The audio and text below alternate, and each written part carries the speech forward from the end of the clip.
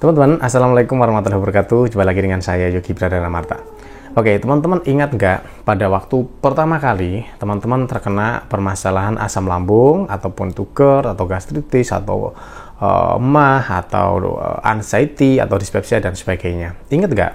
Pertama kali terkena gangguan lambung itu bagaimana, terus kemudian apa yang sedang kita lakukan gitu. Jadi gini teman-teman, jangan harap ketika kita hanya mengandalkan minum obat, itu bisa tuntas untuk permasalahan asam lambung. Jadi perlu kita semuanya ingat bahwa orang sakit asam lambung itu pasti ada sebab akibat. Yang sering terjadi, pertama adalah dari pola makan. Mungkin dulu pada waktu sebelum kita sakit asam lambung, mungkin kita suka telat makan, suka makan makanan junk food atau makanan-makanan instan seperti itu ya.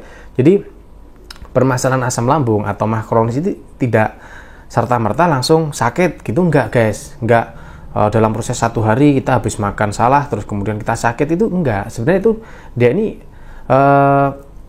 dari kegiatan-kegiatan, aktivitas-aktivitas dan perilaku yang sudah kita lakukan dalam jangka waktu yang lama sebenarnya gitu loh. Yaitu tadi seperti yang saya sampaikan, mungkin dulu suka telat makan, suka makan makanan instan kayak gitu, terus kemudian juga suka begadang, terus kemudian suka memendam stres ataupun rasa kekecewaan ataupun rasa trauma dan sebagainya kayak gitu ya. Jadi permasalahan asam lambung ini enggak serta-merta sehari langsung kita salah makan, kita stres langsung sakit asam lambung gitu, enggak. Jadi dia itu kumpulan dari perilaku-perilaku atau aktivitas yang kita lakukan di waktu yang lama kayak gitu. Jadi pada intinya adalah ketika kita pengen sembuh dari permasalahan asam lambung, jangan hanya mengandalkan obat guys gitu ya, jangan hanya mengandalkan obat.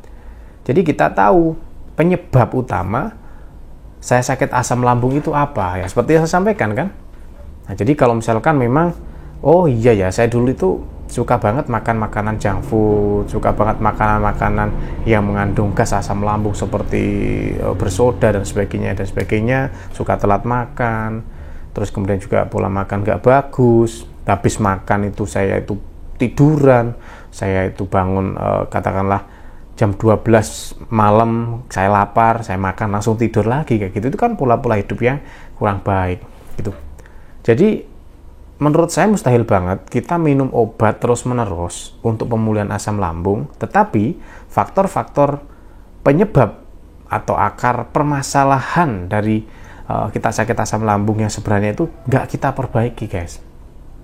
Jadi percuma banget gitu loh, buang-buang uang, buang-buang waktu, dan buang-buang tenaga.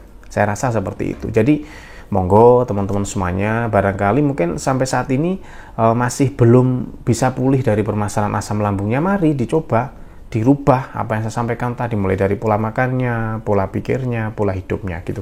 Saya juga mantan penderita asam lambung guys, tahun 2018.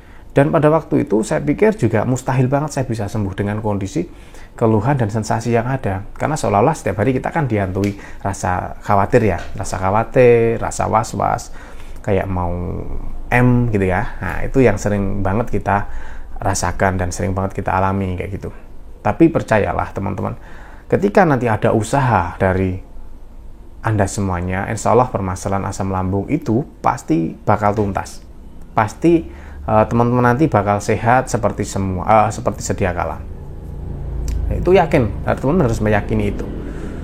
Ya, memang pada kasus penderita asam lambung itu yang paling sulit adalah ketika permasalahan asam lambung itu dipicu dari permasalahan pikirannya. Masalah pikiran itu juga kompleks. Ada problem, terus kemudian ada kekecewaan yang dipendam, terlalu banyak memendam kekecewaan kayak gitu ya. Terus kemudian juga ada masalah traumatik. Traumatik itu apa ya? Traumatik itu kita artikan adalah sebuah seseorang yang mengalami sebuah kejadian yang menakutkan dan pengalaman ataupun perasaan, rasa, suasananya itu masih terbawa sampai saat ini. Itu yang kita sebut dengan traumatik.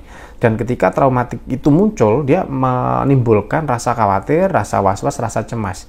Dan rasa cemas itu nanti bisa mengakibatkan produksi asam lambung kita itu meningkat. Kayak gitu. Jadi memang yang paling sulit, saya akui, yang paling sulit dalam rangka penyembuhan dan pemulihan permasalahan asam lambung, permasalahan GERD itu adalah pada faktor psikologis atau dari faktor pikirannya gitu.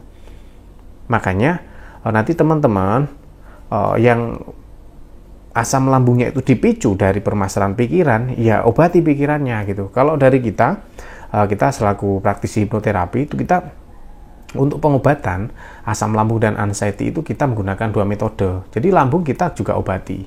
Kita obati misalkan ada peradangan, ada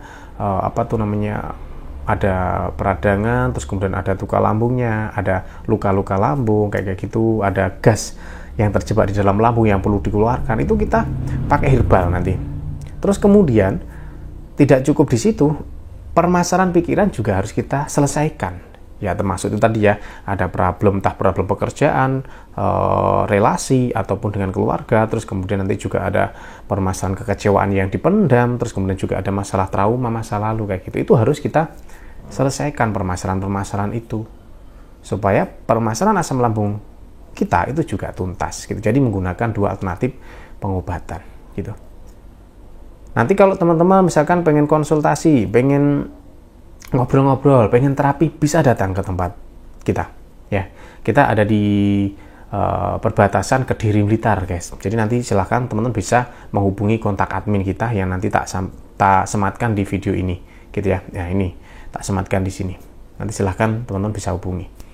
Kalau untuk rekomendasi herbal, teman-teman nanti bisa menggunakan madu aslamgat. Jadi madu aslamgat ini kita formulasi untuk membantu permasalahan gangguan lambung seperti perut kembung, mual, muntah, terus kemudian juga ada mah kronis kayak gitu. Nanti bisa teman-teman gunakan. Sudah BPOM dan terdaftar di Halal MUI. Nanti bisa teman-teman gunakan. Teman-teman juga bisa mendapatkan ini di Shopee, teman-teman dapatkan di TikTok atau di link yang ada di deskripsi ataupun di akun saya ini gitu. Jangan lupa nanti seperti yang saya sampaikan di depan, permasalahan asam lambung itu nggak cukup diobatin lambungnya, tapi juga permasalahan pikiran itu juga harus diselesaikan. Entah itu cemasnya, gelisahnya, khawatirnya, traumanya, hipokondrianya, takut punya penyakit itu kan. Kayak gitu, itu selesaikan dengan ini nanti audio hipnoterapi dari saya. Ini insya Allah paling murah. Nanti bisa teman-teman gunakan minimal 3-4 minggu. Gunakan pakai headset. Ya, ini audio hipnoterapi. Kayak gitu. Nanti juga ada layanan untuk konsultasi gratis yang bisa teman-teman dapatkan. Ini tinggal di-scan aja, masuk ke Telegram, nanti teman-teman bisa gunakan dan kita bisa ngobrol-ngobrol di situ secara intens setiap hari, gitu ya. Semoga bermanfaat dan tetap semangat untuk para pejuang sehat, para pejuang asam lambung, GERD, anxiety. Karena pada prinsipnya tidak ada penyakit yang tidak ada obatnya selagi kita masih mau berusaha dan berupaya serta berikhtiar, gitu ya. Semoga semuanya lekas sehat, segera diberikan kesehatan dan rezeki yang lancar. Amin ya rabbal alamin. Jangan lupa dibantu subscribe untuk teman-teman yang di YouTube ya. Terima kasih guys. Assalamualaikum warahmatullahi wabarakatuh.